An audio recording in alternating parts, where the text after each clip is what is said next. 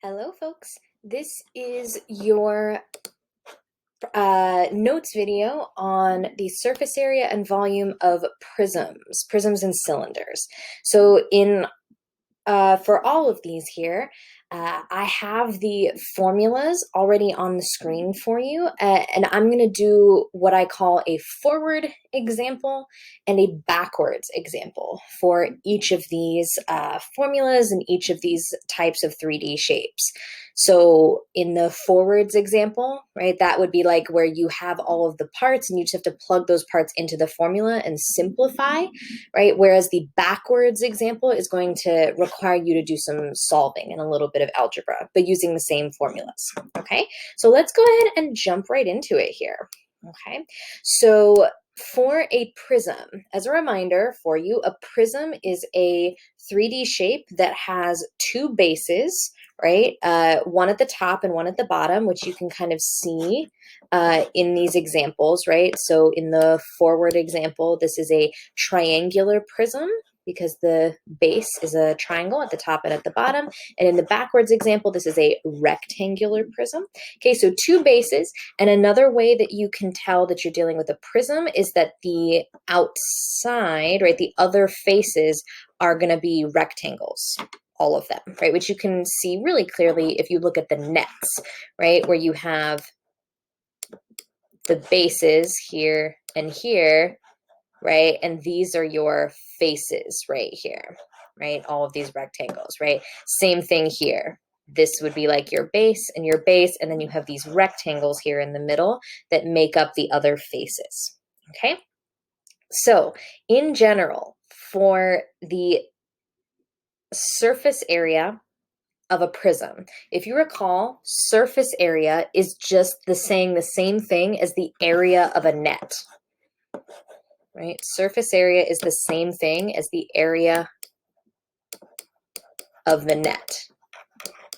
Okay, so what we did last week when we explored nets is we found the area of each of these small parts, right? So say in this triangular prism net right here, we would find the area of each of those triangles and then find the area of each of these rectangles here and then add them all up to get the area of the whole thing. Okay, right? Because you can think of a net basically as just a composite figure, right? So what this formula does right here, the general formula for the surface area of a prism, is it basically does exactly what we did when we broke the net apart into smaller pieces and just kind of like simplified it and turned it into one formula. Okay, so the general formula for the surface area of a prism is 2 times capital B, where B is the base shape, so it's the area of the base shape,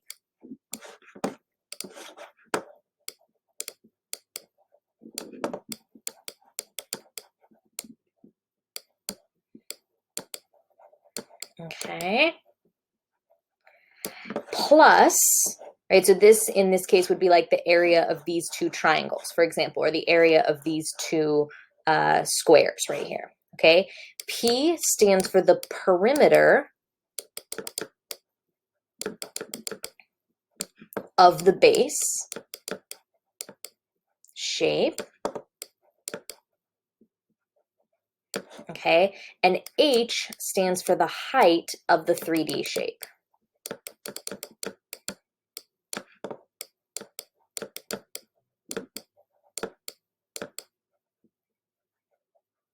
Okay, and I want to show you why this works, right? So the 2 times capital B part, I'm hoping kind of intuitively makes sense, right? That's the area of this triangle and this triangle put together, right? Or this square and this square put together. But this part can sometimes be a little bit harder to visualize. So when we did this before, we would find the area of, say, each of these rectangles right here, right? Keeping in mind, remember that this side here that I'm matching up with in pink would fold and match up with this side right here. Okay, obviously, this side here is shared between this middle rectangle, or it might be a square and this triangle. Okay, and then the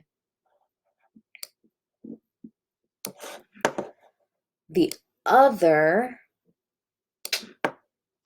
side matches up like this, right? When you fold this up, okay? So if you add the pink side here,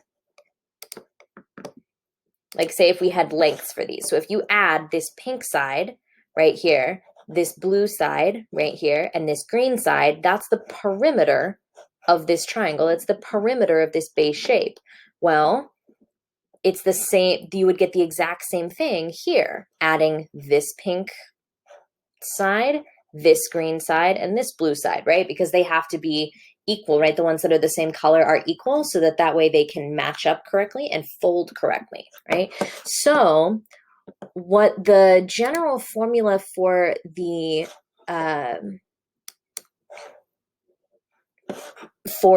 surface area of a prism, what it does is, rather than thinking of each of these as a separate rectangle, right? Rather than thinking of this as like rectangle 1, rectangle 2, and rectangle 3, right? What the formula does is it thinks of this whole thing as one giant rectangle, where the base of that rectangle,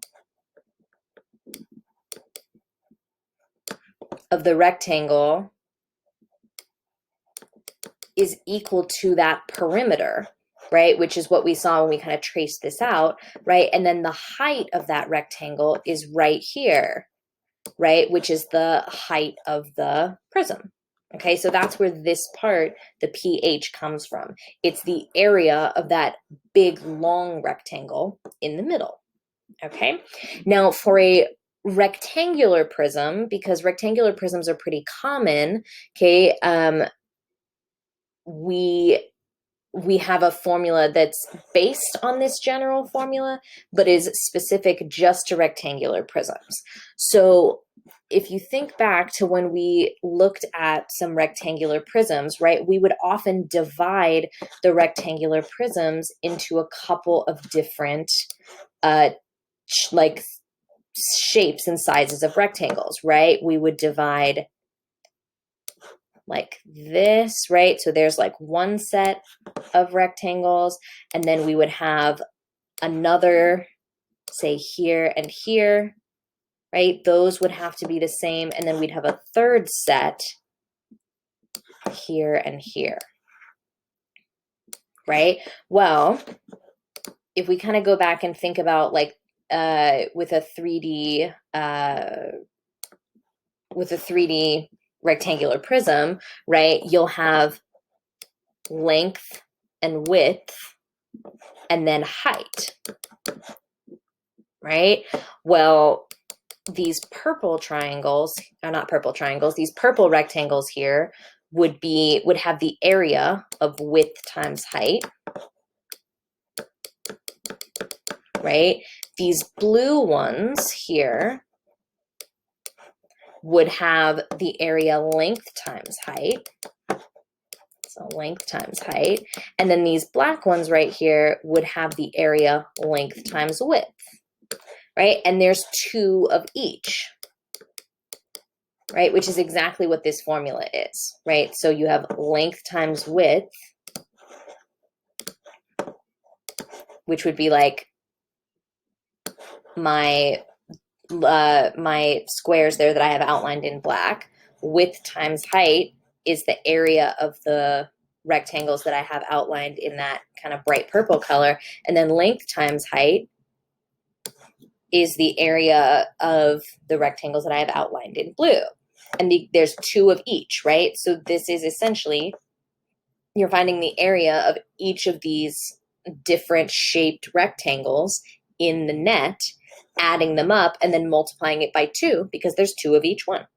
Okay, so the rectangular prism is really the only special prism that has its own formula. For the others, you'll most of the time be using this guy right here, the general formula. Okay, so let's go ahead and do an example. right? So here, this is a forwards example, okay? So I know that I need, and this is a triangular prism, so I'm going to use the 2b plus ph, okay? And some of these things I already know from the picture, right? I know that the height of this prism is 9, right? That's how tall it is, okay? Now, this, I know obviously is not noted, but I'll just tell you that this is a right triangle. So I can definitely find the area of the base, right? Because the area of the base is the area of that triangle down there at the bottom. So remember, that's 1/2 lowercase b, lowercase h, where each of these is like the base of the triangle and the height of the triangle, not the height of the prism, okay? So this is 1/2 8 times 6, okay? 8 times 6 is 48, so 1/2 of 48. I'm going to take 48, cut it in half, and that's 24, right? So the area of the base is 24, okay? And then the last thing I need is the perimeter of the triangle at the bottom. Now, I know that 2 of the sides are 6 and 8, but if you look up here, I can tell that the third side is 10. So the perimeter of the base is 6 plus 8 plus 10. Okay, 6 plus 8 is 14, plus 10 is 24. So we end up with the perimeter and the area of the base being the same. So now that I have my 3 pieces of information that I need, right, here, here, and here, I'm going to plug them into my formula up here. So I'm going to do 2 times 24 plus 24 times 9. Okay, so once I get here, honestly, I don't really want to do this in my head. So I'm going to plug this into my calculator. So 2 times 24 is 48, and 24 times 9 is 216, and then I just have to add those together. Right? And when you do, you get 264. Now, the very last thing that I need here is some units, right? Because they did give me units in the problem, so I need to have units in my answer, right? So the units in the problem was inches, so this is going to be inches, and because I'm doing an area, it'll be inches squared, all right? Okay. So let's take a look at what I call a backwards example, where basically they give you the end result. They're going to give you the surface area and ask you to solve for one of the dimensions, right? So in this case, they're asking me to solve for the height of this rectangular prism. Okay, so here's how I'm going to do that. I'm going to use my rectangular prism formula over here, right? Which is that the surface area of a rectangular prism equals 2 times length width plus width times height plus length times height. Okay, and I know that the length here is 9 and the width is 5, and I just don't know what the height is. And I also know that the surface area is 286. So where I see surface area, I'm going to plug in 286. Wherever I see a length, I'm going to plug in 9, and wherever I see a width, I'm going to plug in 5. So length width is 9 times 5, plus width is 5 times height, which I don't know, so I'm going to leave it as h, plus, and then my length is 9, and again, I don't know what height is. Okay, so I'm going to do some simplifying inside my parentheses first, just to kind of make my equation a little easier to deal with. So this is 2 times 9 times 5 is 45. Okay, and this is 5h and 9h, so I can add those together and say that's 14h. Okay, so now once you get to this point, there's a couple of ways you can solve this. You can either distribute the 2 all the way through, or you can divide both sides by 2. And honestly, that's what I'm going to do, just to make my numbers a little smaller, which makes my life a little bit easier, right? Very similar to what we did with some of those circles formulas, right? So I'm going to divide both sides by 2. So 286 divided by 2 is 143. So 143 equals 45 plus 14H. I'm going to subtract 45 from both sides. So I get 98 equals 14H. And then I'm going to divide both sides by 14. Sorry, I'm kind of running out of room here. And in doing that, I get that H is equal to 7, and it's 7 inches here because it's just a height, right? It's not an area. All right. Okay, y'all. So give me just a second. Let me clear my screen off and move some stuff around, and then we're going to talk about cylinders next. All right, so let's talk about the surface area of a cylinder, okay? It still follows the general formula for a prism, even though a cylinder is not technically a prism, right? Because prisms can really only be made with polygons. Circle is not technically a polygon because it doesn't have any sides, but it follows the same general format, right? Because it's essentially like a circular prism, okay? So the formula for the surface area of a cylinder is 2 pi RH plus 2 pi r squared. Okay, so just if you remember, okay, pi r squared is the area of a circle. So that's the area of the base shape. Okay, because if you remember, the general formula is 2b plus ph, okay? So this is just kind of like flipped, right? So here, this is 2 times capital B, right? Because this is my base and this is my base. Now, I have my h here. This, remember, 2 pi r is the circumference of the circle, okay? So the circumference of the circle, which I need to change my color a little bit, is this whole thing right here, which if you unraveled this, right, and like kind of unrolled this circle, like if you think of it almost as like a piece of yarn that like went all the way around the outside of this circle, it would unroll and kind of unfold, right? So say this was yarn and I like chopped it right here. This part would unfold this way. This half would unfold this way. And what you would end up with is that yarn would be the same distance across as this rectangle, right? Because otherwise the rectangle wouldn't fully wrap around the circle and it wouldn't be a complete cylinder. It would have like a gap in it, right? So 2 pi r is like the perimeter of the base shape times h. So this guy is capital PH. So see how it fits, right? It's the same general formula. It's just because it's a circle, we have some special things that we can throw in there, okay? And the formula can get more specific, kind of like the rectangular prism, okay? So let's do an example here, okay?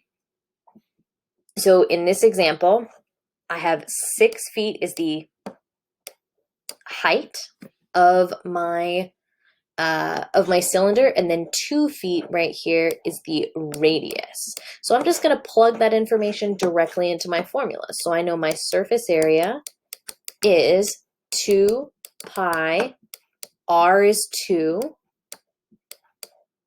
and h is 6, okay, plus 2 pi, and then again, r is 2, times 2 squared, okay?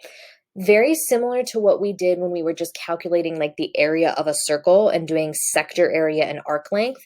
What I'm going to advise that you do is leave the pi alone and then just deal with it at the end, okay? So just do all of the multiplying and the squaring and stuff that you can first.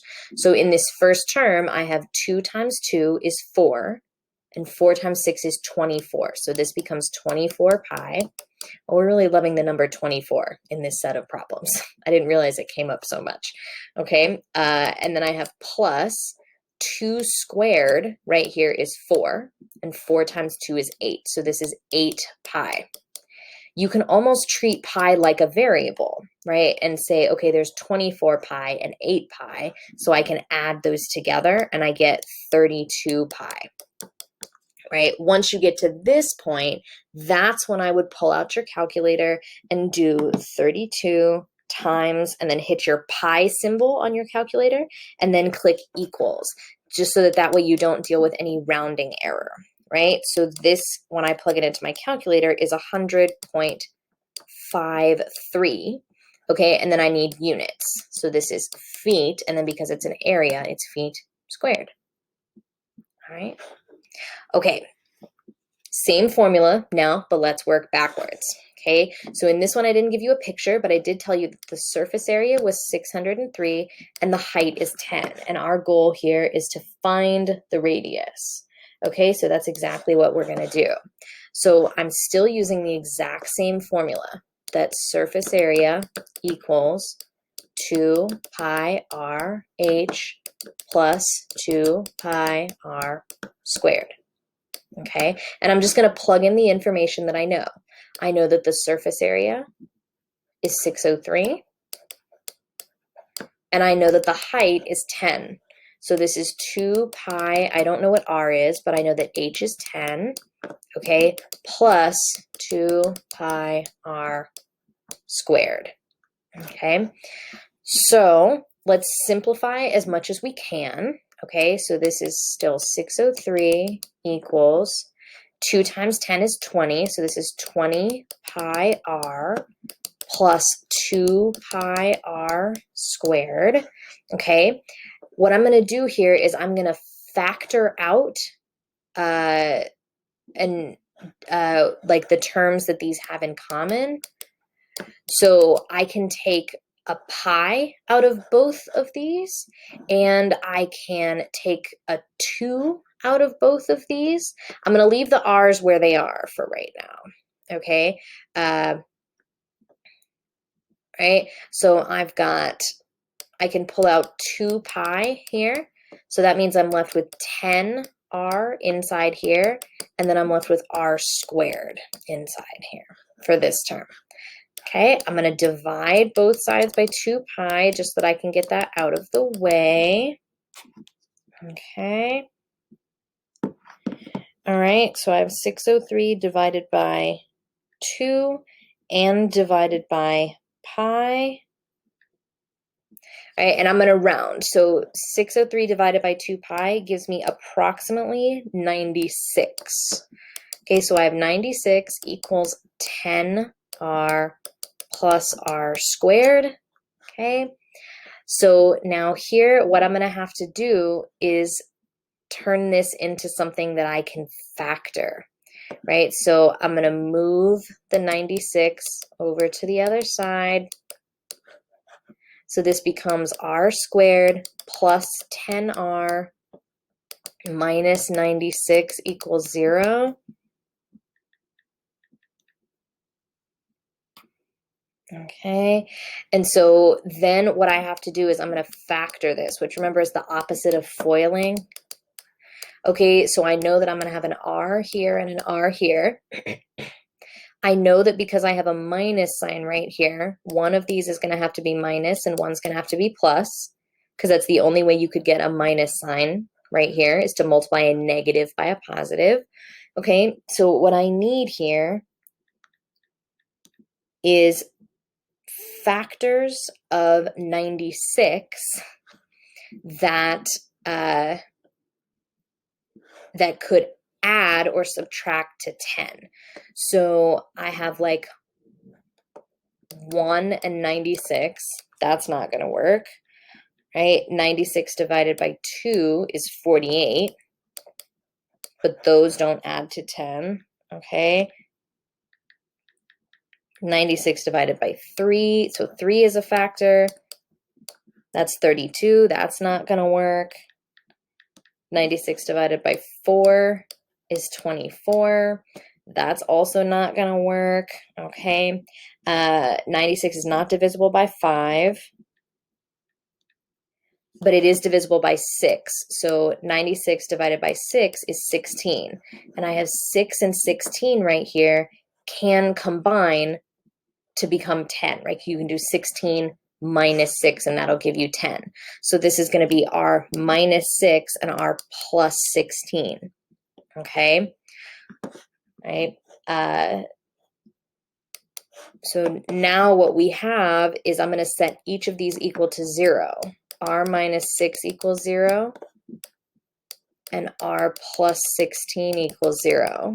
So the radius is either negative 16 or positive 6. And it's got to be positive 6, right? Because a radius is a distance. It can't be negative. So that would be my final answer there, that my radius is 6 centimeters, okay? Honestly, I normally wouldn't have you go through and do a problem like this extreme and this like advanced, because there's a lot of algebra, but it's a good review of factoring if you don't remember how to do that. That is something you're going to need in future math classes. So if what I did kind of once I got to this point right here, if you got a little confused, send me a message, let me know, or look up factoring and see if you can remember how to factor a quadratic. All right, so that is surface area of a cylinder. Okay, surface area formulas are much more complicated than volume formulas, so they take a little bit longer to explain. All right, give me a second to clear my screen off, and then we're going to talk about volume for each of these types of shapes. Actually, you know what? I lied. I think I'm going to end this video here so that we have just one video on surface area, and then I'm going to do another one for you on volume. So that's going to be the end of this video. Go ahead and take a look at the next video, which is going to show you the volume formulas for prisms and cylinders. Right? So I'll see you in the next one. Bye, everybody.